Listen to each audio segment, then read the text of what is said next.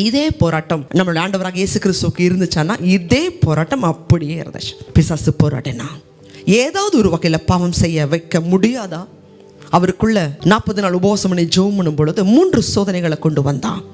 மாம்ச இச்சை, கண்களின் இச்சை, ஜீவனத்துடைய பெருமை, அவருக்குள்ள இருக்கிற தெய்வீக தன்மை பெருமையை கொண்டு வரும்படி, நீர் தேவனுடைய குமாரனே ஆனால் இதை செய்யுங்க.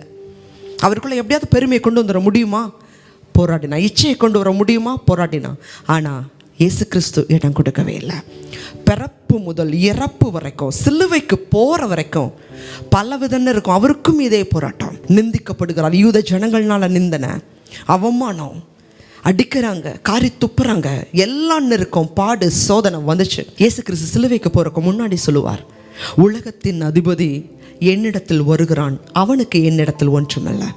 நம்மக்கிட்ட ஏதாவது ஒரு பயம், கவலை, அவிசுவாசம், ஏதாவது ஒரு காரியம் இருந்தால் இல்லாத ஒன்றை கொண்டு வர முடியாது.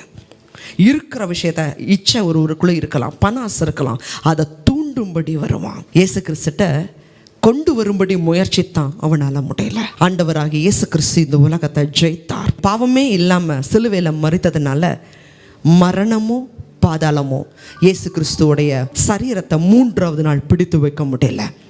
ஜெய கிறிஸ்துவா மரணத்தையும் பாதாளத்தையும் ஜெயித்தார்.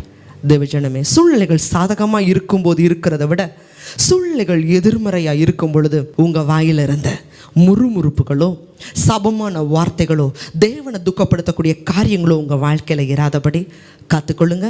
அதற்கு மேலே சங்கீதம் 121 வாசிக்கிறோம், அவர் உன் ஆத்துமாவை காப்பார். ஆண்டவராக இயேசு கிறிஸ்து நம்முடைய ஆத்துமாவை காத்துக்கொள்ளும்படி உத்தரவாதம் பண்ணி இருக்கிறார். நித்திய ஜீவனை கொடுப்பார். அவரை பிடித்துக் கொள்ளுங்க.